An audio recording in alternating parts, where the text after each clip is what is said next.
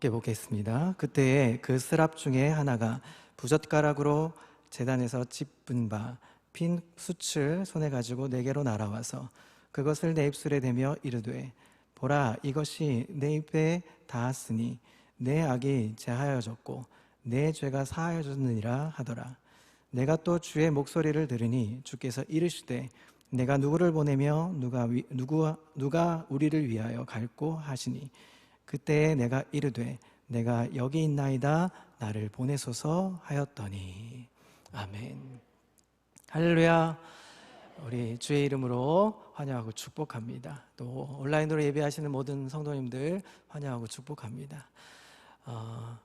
설교 때만이라도 마스크를 벗고 하는 게 좋을 것 같다고 생각이 되어집니다. 그래서 실내를 무릅쓰고 마스크를 벗고 오늘은 좀 설교를 하도록 하겠습니다. 여러분들은 마스크를 쓰시니까 크게 지장은 없을 거라 생각합니다. 마스크를 벗고 설교를 해야 설교가 온전하게 잘 전달이 될 수 있을 거라 생각해서 오늘부터 설교 때만 마스크를 벗도록 하겠습니다. 살다 보면 도저히 어렵고 안 되겠다 하는 싶을 때가 있습니다. 그렇게 애착을 가지고 좀 열심히 노력해봤지만 그럼에도 불구하고 잘 안 되죠. 이제는 방법도 없고 모든 문제의 결정은 내가 어떻게 할 수 없다 할 때가 있습니다. 나는 그저 흘러가는 대로 바라볼 뿐 도저히 내가 내 의지를 가지고 살던 삶의 끈이 끊어져 버렸다 할 때가 있습니다. 이때를 인생의 좌절, 또 한계점이라고 우리는 부릅니다.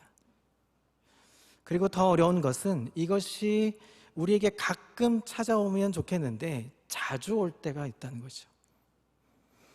그리고 이와 같은 상태를 통해서 우리가 스스로 또 패배감을 가질 때가 많습니다.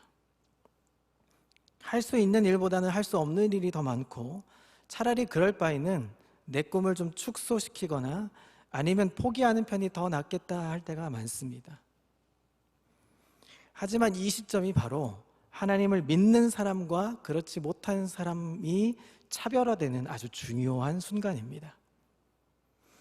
믿음의 사람은 바로 이 시점에서부터 시작을 합니다. 하나님의 은혜를 입고 이제는 내 능력이 아니라 하나님의 능력으로 새로운 삶의 역사를 써내려가기 시작합니다. 우리의 한계는 끝이 아니라 하나님의 은혜라는 내 삶의 이 동력의 공급선을 바꾸어 에너지를 공급하라는 것으로 우리는 이해합니다. 따라서 우리는 나 자신에 대한 포기와 또 하나님에 대한 새로운 기대로 삶의 대전환을 이루게 됩니다. 그리고 그것이 생활 속의 실제적인 능력으로 나타날 때 하나님께서 응답해 주셨다라고 말합니다.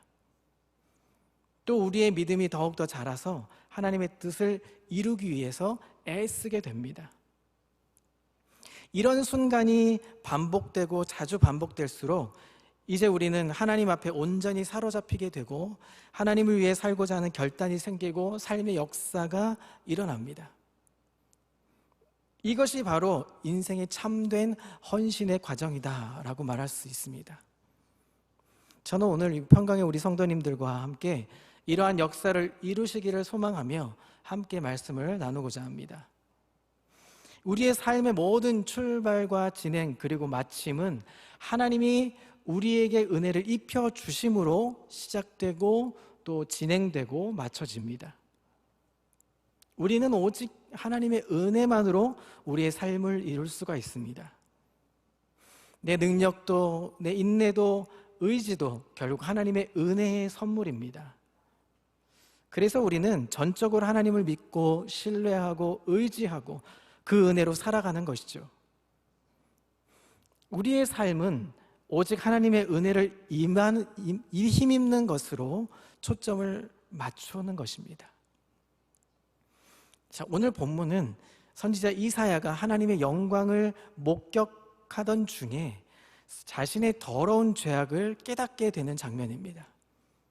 하나님의 그 영광 앞에 비춰볼 때 우리 자신의 누추함과 또 나 자신의 죄악에 대해서 숨을 곳이 없는 아주 절박한 심정에 처하게 되죠.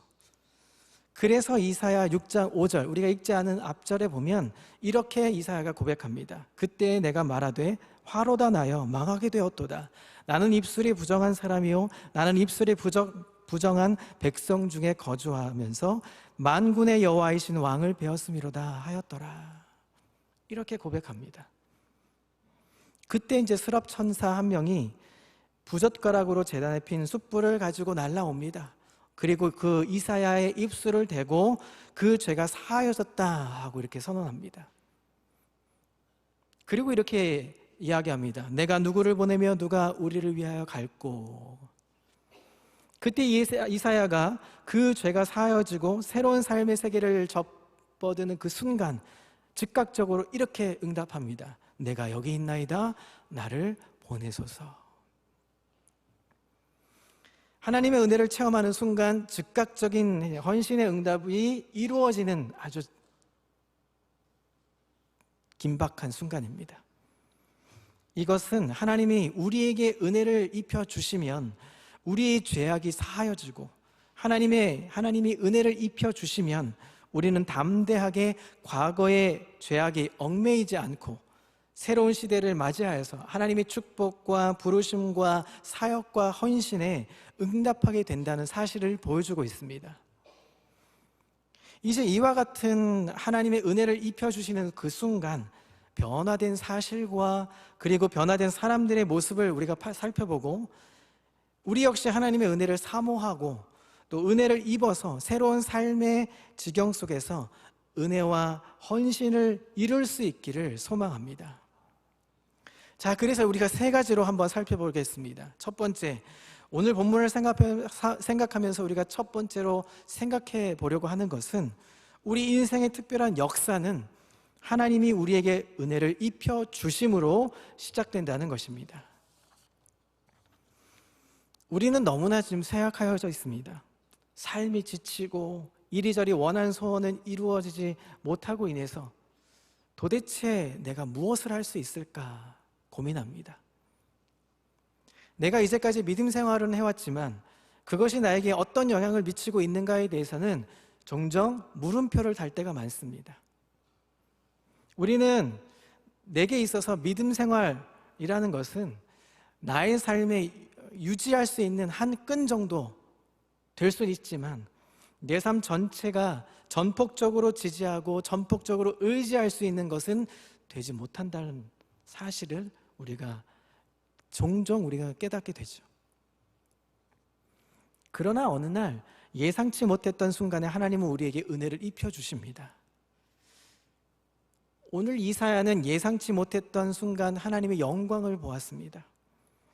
성전에 가득한 하나님의 영광을 보았고 그 영광을 본 순간 자신의 죄악이 보였습니다.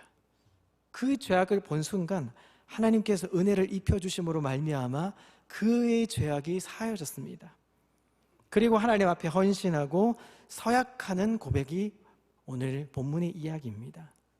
전혀 예상치 못했던 순간 하나님의 특별한 역사가 임하셔서 그의 인생은 하나님 앞에 사용되어지는 헌신의 삶으로 전혀 180도 달라지는 삶으로 바뀌게 되었다는 것입니다.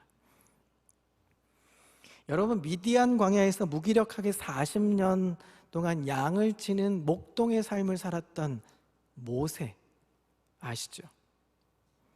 바로의 궁에서 왕자로 40년 동안 길러지면서 온갖 학문과 능력을 가지고 있는 모든 분야에서 최고를 달렸던 모세가 이제 40년 동안 광야에서 아주 무능하게 양이나 치고 살게 됩니다.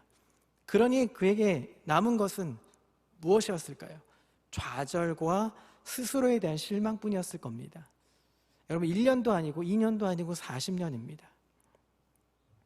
비록 그가 아무리 애굽의 최고의 학술과 능력을 가지고 있을지라도 40년 동안 광야에서 무료한 생활을 했다 하는 것은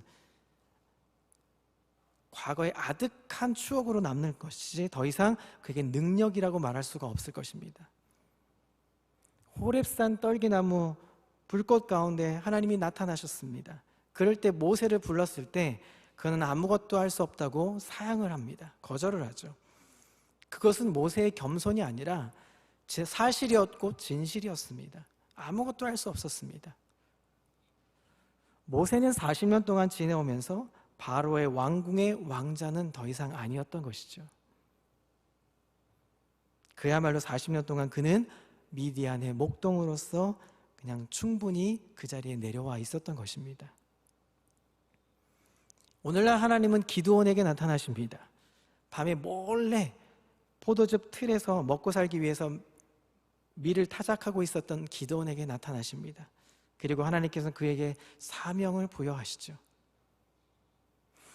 하나님은 시대의 죄악이 관영했던 때에 노아에게 나타나십니다. 마른 하늘에 비를 내리겠다고 말씀하시면서 엉뚱하게 하나를 사명을 주시죠. 배를 만들라고. 산 위에 배를 만들라고 하십니다. 예수님은 삭개오를 만나 주셨습니다. 사람들에게 비난받고 그는 도무지 물리적으로 키가 작아서 예수님을 볼 수 없어서 뽕나무에 올라가야만 하는 그냥 보통 사람이었습니다. 그런데 주님을 보고 싶어 하는 그 마음과 주님께서 그를 긍휼히 여겨주시는 이와 같은 역사하심으로 인해서 마침내 그는 그의 죄를 회개하고 그가 남에게 빼앗은 것을 돌려주기 시작합니다. 뿐만 아니라 재산의 반을 팔아서 가난한 자에게 주겠다고 서약까지 합니다. 대반전이 일어나기 시작합니다. 혈류병에 걸렸던 여인을 여러분 아시죠?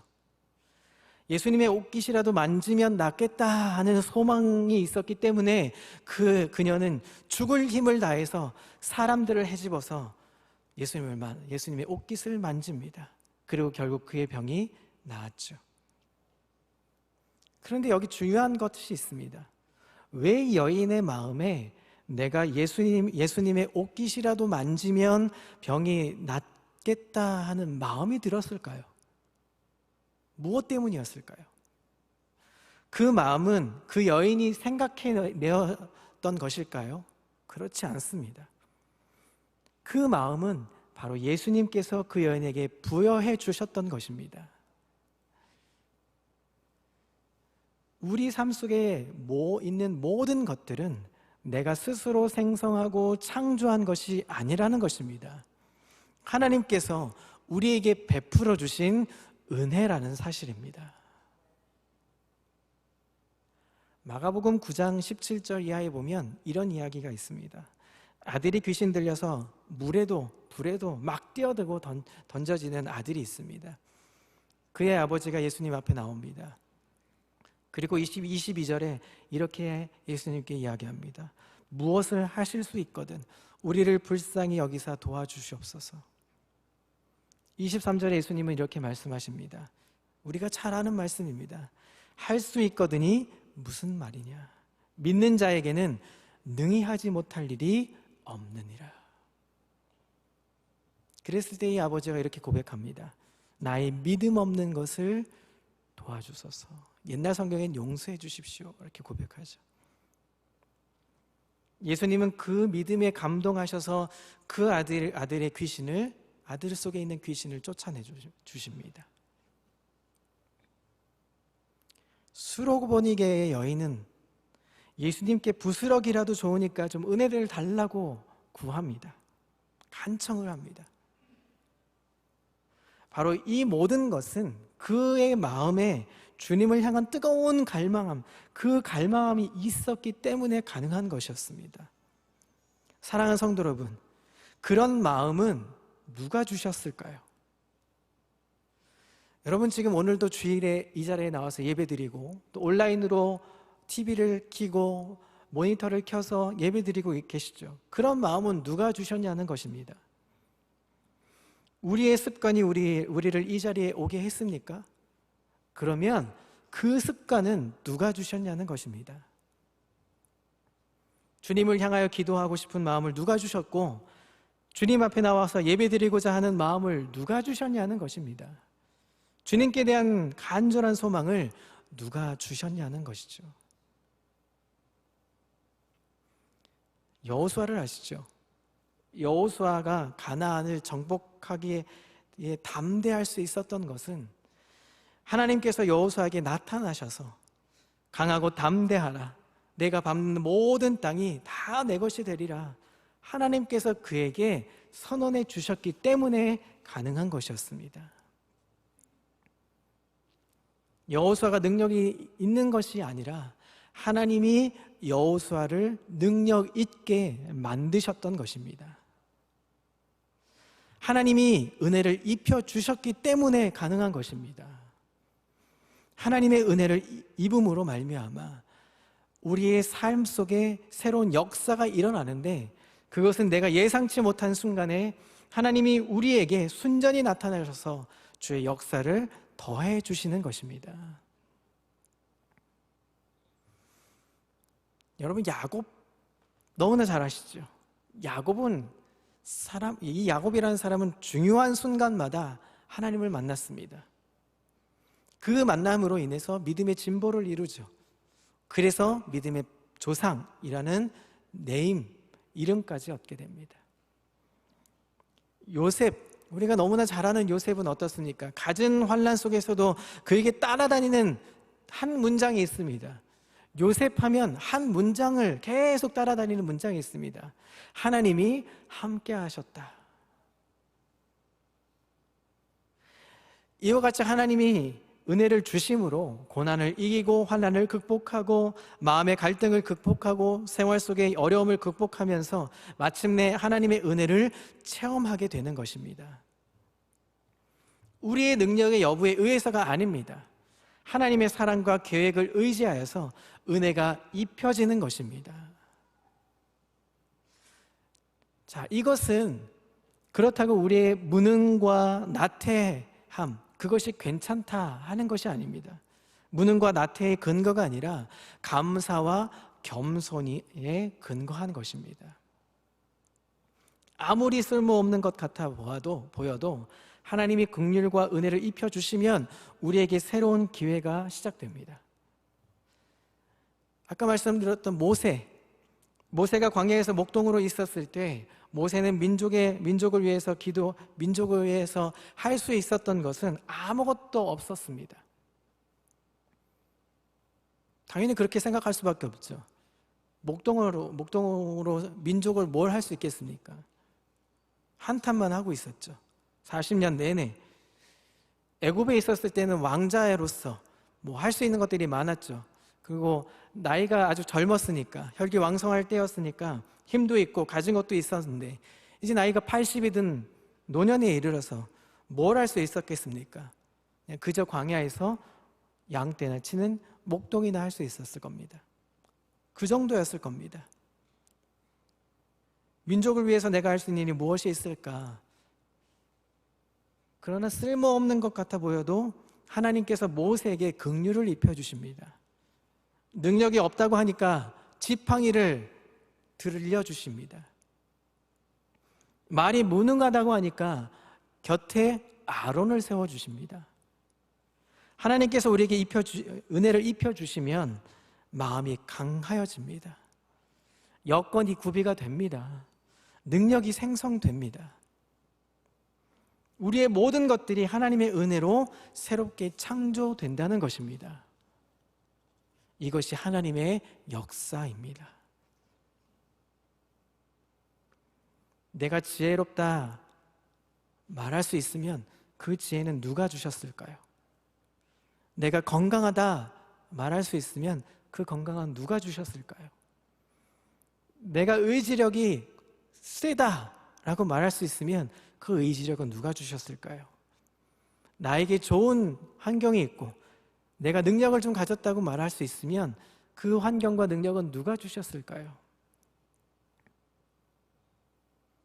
우리는 모든 것이 하나님의 은혜로 비롯되었다는 것을 생각할 때 하나님 앞에 주장할 것이 없습니다. 남을 업신여길 것도 없고 내가 교만할 것도 없고 나는 오직 하나님의 은혜로만 이루어졌다라고 고백할 수밖에 없습니다. 감사할 수밖에 없는 것이죠. 내가 무능하다고 생각되어질 때 그렇다고 해서 내가 좌절할 필요도 없습니다. 하나님의 능력을 입으면 우리는 소망을 가질 수 있기 때문입니다.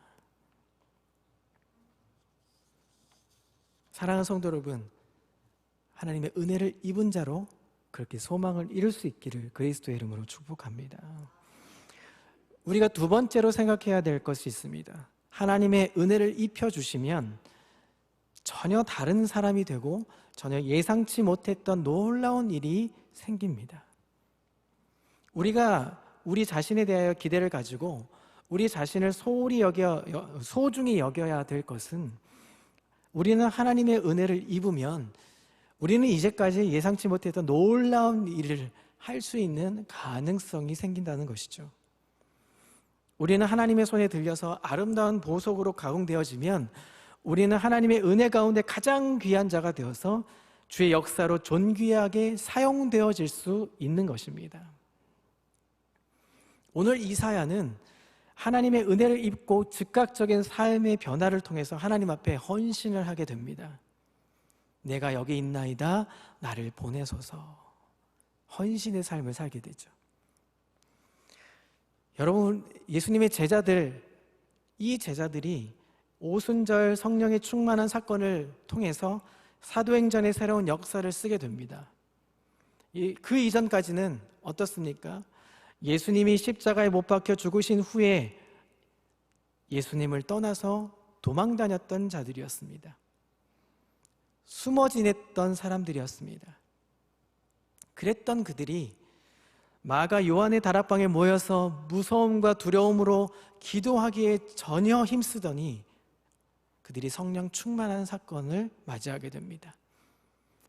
그리고 변화가 되어서 어떻게 됩니까? 밖에 나가서 복음을 전하기 시작합니다. 그랬더니 3,000명이 회개하고 5,000명이 회개하고 곳곳마다 교회가 세워지기 시작합니다. 그리고 마침내 어떻게 됩니까? 순교의 자리까지 나아가게 됩니다. 하나님이 은혜를 입혀주시면 전혀 다른 사람이 되어지죠. 전혀 예상치 못한 일이 벌어집니다. 사랑하는 평경의 우리 성도님들에게 하나님께서 은혜를 입혀주시기를 주님의 이름으로 축복합니다. 성경에서 가장 불행한 사람, 대표적으로 꼽으라 그러면 저는 두 사람을 꼽고 싶습니다. 많겠지만 한 명은 롯의 아내, 그저 소돔성에서 멸망의 지경 속에서 극적으로 구출을 당합니다. 구출을 받게 되는데 하나님의 은혜로 구출을 받은 그 순간에 결국 미련을 못 버려서 뒤를 돌아보게 되죠. 결국 소금 기둥이 됩니다. 비참한 최후를 맞이하죠. 또 하나의 비극적인 사람, 삼손, 사사로 부름받은 삼손이라고 이야기할 수 있습니다. 삼손은 민족의 사사로서 성경에 어디를 보아도 삼손만한 능력을 가진 사람은 없을 것 같습니다. 힘이 세기로 블레셋 사람 수없이 와도 거뜬히 해치울 수 있는 능력의 사람이었습니다. 그런데 삼손이 왜 비극적인 삶을 살았냐 하면 그는 민족을 위해서 힘을 부여받았음에도 불구하고 그 민족을 위해서 힘을 사용하지 않고 자기의 정욕을 위해서 살았던 사람입니다. 너무나 비참한 사람이죠.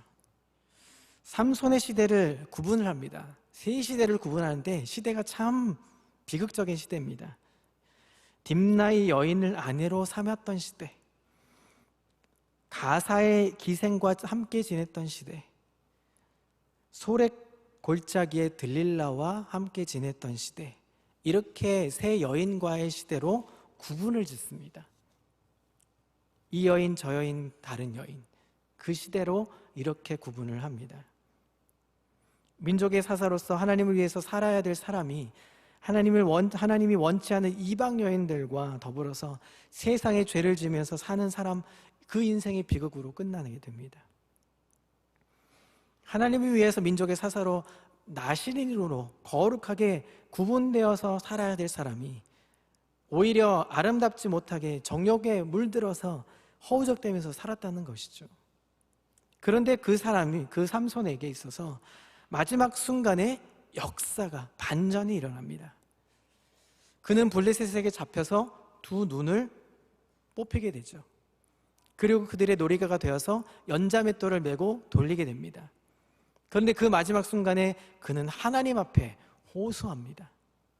하나님, 이번만 강하게 하사 내 두 눈을 뺀 원수를 갚게 하시고, 그 다음에는 민족을 향해서 또한 그 마음속에 의분을 가지게 되죠. 그런데 여기서 중요한 것이 있습니다. 삼손이 왜 이렇게 바뀌었냐 하는 것이죠. 이제까지 자기 힘을 자랑하고 민족을 위해서 살아가는 것 대신에 자기 정욕을 위해서 살았던 사람, 왜 마지막 순간이라도 하나님 앞에 이 기도하는 순간이 있었냐는 것입니다. 삼손의 일대기를 보아도 단 한순간도 하나님께 기도한 적이 없던 사람이었습니다. 사사로 부름받은 사람이었는데 단 한순간도 기도한 적 없던 사람이 딱 한 군데, 하나님을 외쳤던 군데가 여기 딱 한 군데 나옵니다. 어떻게 그 한 번의 기회가 삼손에게 있었냐는 것이죠. 하나님께서 삼손에게 은혜를 주셨다. 이거 외에는 다른 해석할 길이 없습니다. 하나님께서 삼손에게 은혜를 주시니 그는 하나님을 향해서 뜨거운 마음을 가졌다. 이렇게밖에 해석할 수가 없습니다. 이전 같으면 내가 힘을 다하여 싸우리라 생각했지만 이제는 하나님 이 한 번만 나로 강하게 하사, 하나님께 그의 힘의 근원을 호소하고 있었던 것입니다. 하나님의 은혜를 주시지 않았다면 삼손이 이 마음을 이렇게 변하게 했겠습니까? 자기의 능력으로 무엇인가를 해보려고 했을 텐데 그는 이제 자기의 힘이 아니라 하나님이 주시는 그 힘을 가지고 이용을 합니다. 어느 날 하나님이 우리에게 은혜를 입혀 주시면 무능하고 좌절되었던 내 삶 속에 하나님의 새로운 역사가 나타나기 시작한다는 것입니다.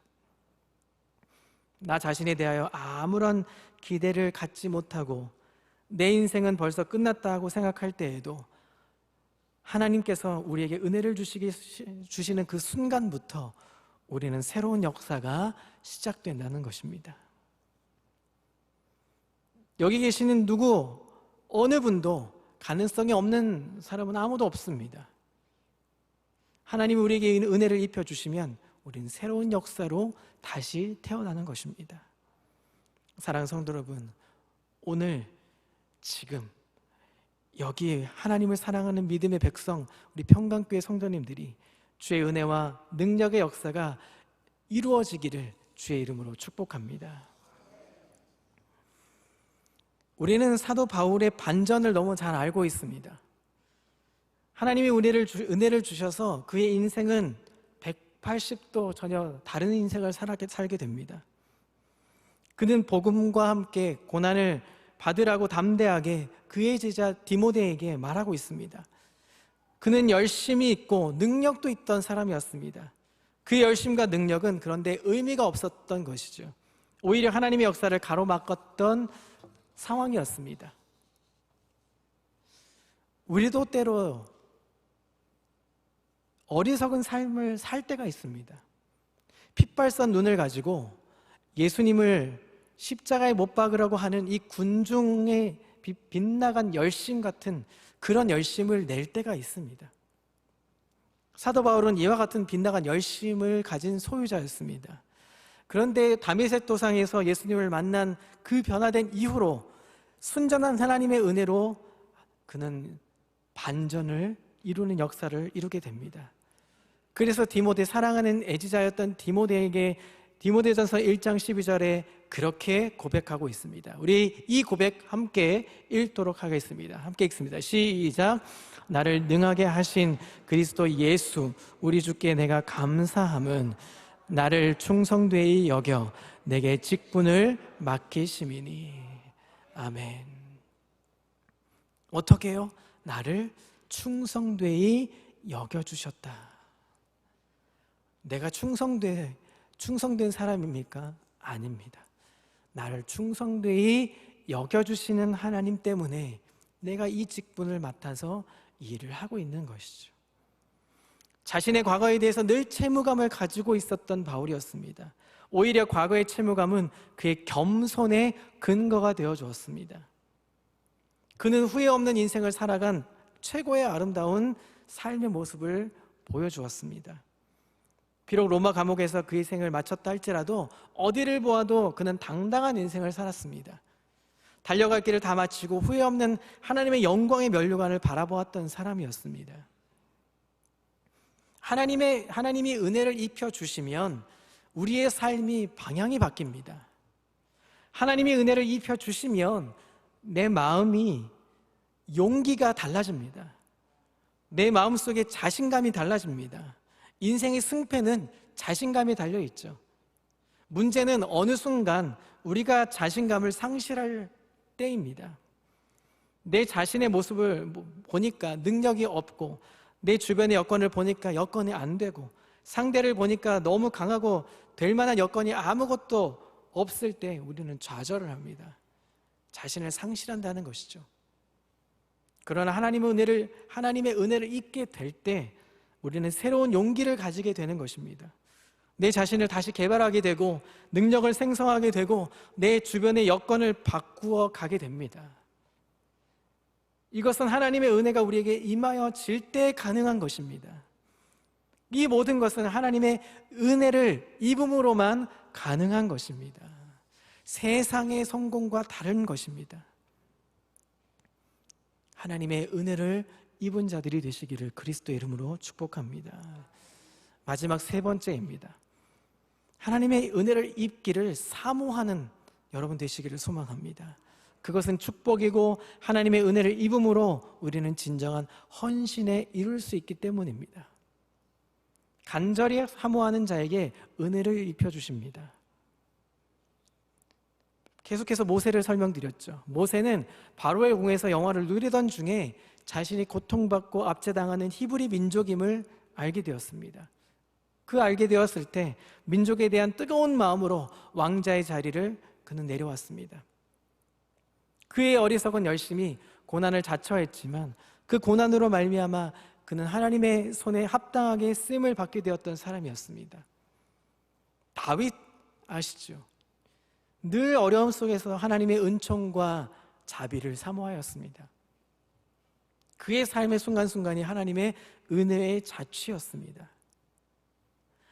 아마 만약 다윗이 사울에게 죽음의 위협 가운데 쫓김을 당하지 않았다면, 쫓겨다니는 인생이 아니었다면 과연 다윗이 그렇게 구구절절히 그 하나님을 향하여서 애절한 마음으로 간구하지 않았을 것입니다. 다윗을 볼 때 그는 고통의 삶을 살았지만 그 고통의 삶을 통하여서 하나님을 전적으로 신뢰할 수 있었던 사람으로 나아갔던 것입니다.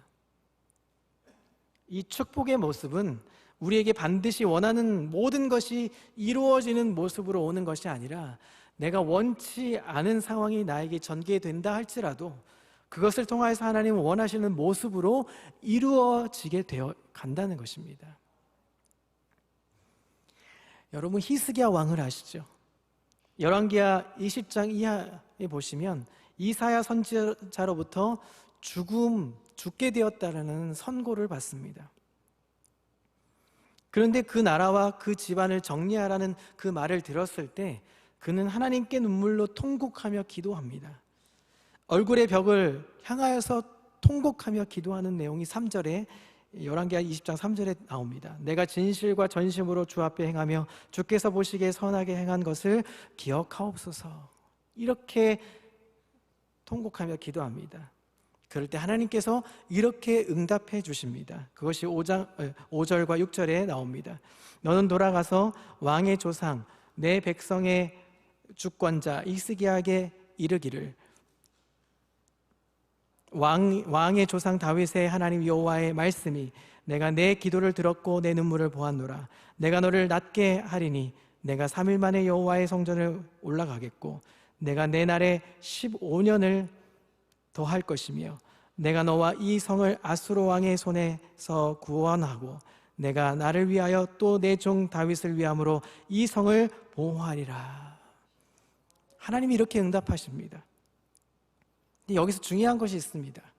왜 히스기야가 최후 통보를 이렇게 받았을 때 그 마음 가운데 그의 삶을 마감하겠다고 각오하지 않고 하나님 앞에 이렇게 기도했냐는 것이죠.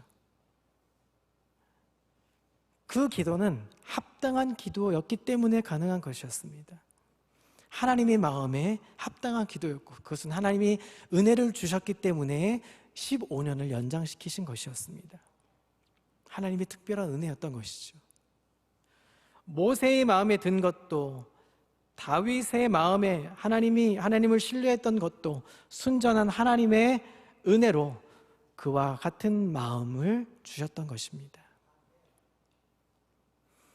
자, 은혜 입은 자는 헌신하게 되어 있습니다. 이사야는 이렇게 고백하죠. 내가 여기 있나이다. 나를 보내소서. 은혜 입은 자는 헌신을 고백합니다. 모세는 마지막 가나안에 들어가지 못했습니다. 그러나 그 순간까지, 들어가지 못하는 그 순간까지도 그 백성을 위하여서 충성하며 축복했습니다. 다니엘은 사자굴에 던져지는 그 순간까지도 하나님의 영광을 드러내기 위해서 확신에 차는 모습으로 서 있었습니다. 예수님의 십자가 행렬을 눈물로 따라갔던 사람들이 있었습니다. 누가복음 23장 27절은 이렇게 말합니다. 또 백성과 및 그를 위하여 가슴을 치며 슬피 우는 여자의 큰 무리가 따라오는지라. 예수님으로부터 은혜를 입었기에 그들은 모든 사람들이 숨죽여 그 사실을 바라볼지라도 자신에게 해가 될까 싶어서 아무도 나서지 못하는 상황 속에서도 눈물을 흘리며 가슴을 치며 십자가의 행렬을 따라갔던 사람들이 무리가 있었다는 것입니다. 은혜를 입으면 삶의 기준이 달라집니다.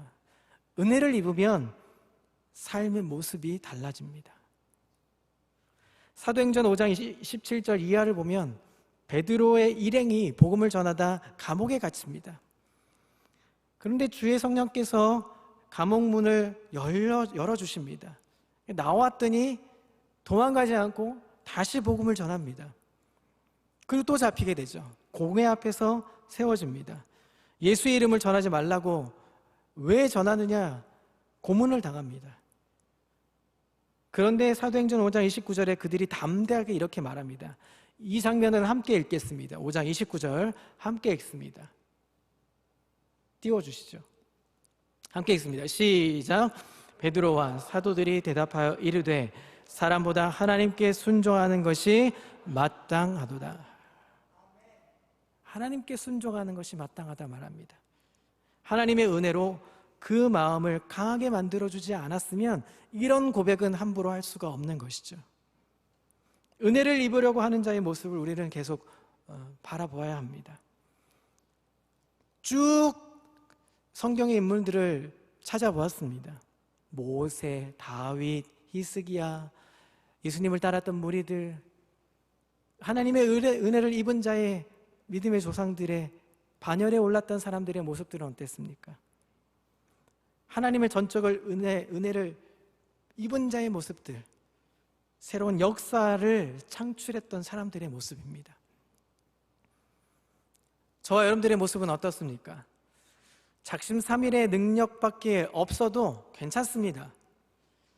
쾌락을 좋아하는 죄악성이 있다 해도 그런 삶을 살아도 좀 괜찮습니다.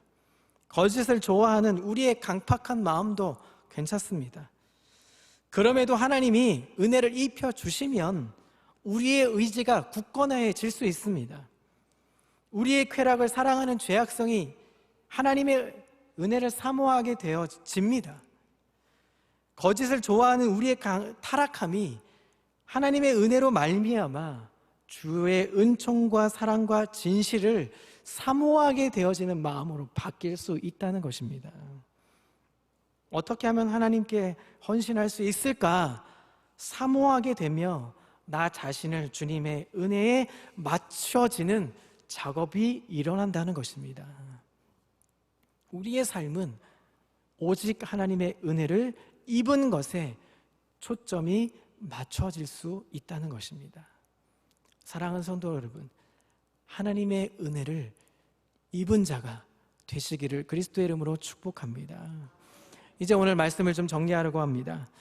우리는 하나님의 은혜를 입은 자의 삶을 살아야 합니다. 하나님의 은혜를 입혀주시면 우리의 마음이 달라질 수 있습니다.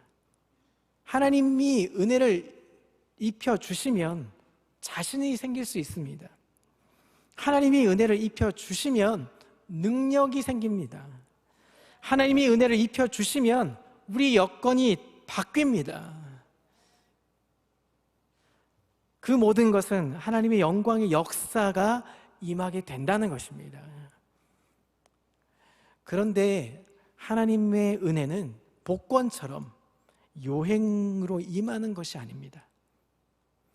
우리는 하나님 앞에 간절한 마음으로 하나님의 은혜 입기를 사모함으로 나아가야 합니다. 그리고 하나님의 우리의 삶의 결단과 각오와 실제적인 행위가 하나님 앞에 표현이 되어야 합니다. 하나님의 축복을 사모함으로 하나님의 축복을 입어야 합니다. 하나님의 축복을 사모하는 것은 기복주의자들의 저급한 행위가 아닙니다. 축복을 기대하는 것은 기복주의자들의 모습이 아니라는 것이죠. 믿음의 백성으로 당연한 겸손의 모습입니다. 하나님의 축복을 사모하는 것은 거룩한 백성의 진실한 귀한 모습입니다. 가장 낮은 자의 모습이며 가장 기뻐하는 하나님의 기뻐하는 자의 모습입니다. 하나님을 위한 선한 목적이 있는 축복의 간구는 거룩한 성도의 당연한 의무이고 믿음의 백성의 사명입니다. 우리는 하나님 앞에 축복을 입기 위하여 간구해야 합니다. 하나님 이것 축복해 주십시오 간구해야 합니다. 그 축복을 통해서 하나님 앞에 나아가는 축복의 백성들이 되시기를 그리스도의 이름으로 축복합니다. 하나님께 받은 축복의 의미를 알고 전적인 헌신이 있어야 합니다. 하나님의 우리 인생을 향한 하나님의 뜻은 단순히 우리의 의식주의 문제를 넘어서서 고귀한 백성으로 세우기 위한 것이기 때문입니다. 우리는 보다 높은 인생의 의미를 위하여서 하나님께 내 삶을 드리는 전적인 헌신의 삶이 있어야 합니다. 단순히 우리의 삶의 낭비의 문제가 아닙니다. 내 삶의 진정한 의미의 발견이며 가치 확립을 위해서 우리는 축복을 간구해야 합니다. 우리는 돈을 벌어도 하나님을 위한 이유가 있어야 합니다. 성공을 해도 하나님을 위한 이유가 있어야 합니다. 어떤 일을 성취해도 하나님을 위한 이유가 있어야 합니다. 공부를 해도 그 공부를 위한 하나님을 위한 목적이 있어야 합니다. 어떤 일을 하는 이유는 하나님을 위한 이유와 목적이 있어야 한다는 것입니다.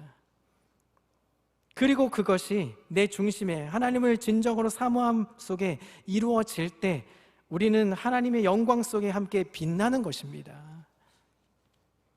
우리가 다만 하나님을 위하여 사용된 것만으로 감격해 하는 진정한 겸손과 하나님을 사랑하는 은혜가 있을 때 우리는 하나님 앞에 온전히 세워진다는 것을 기억해야 합니다.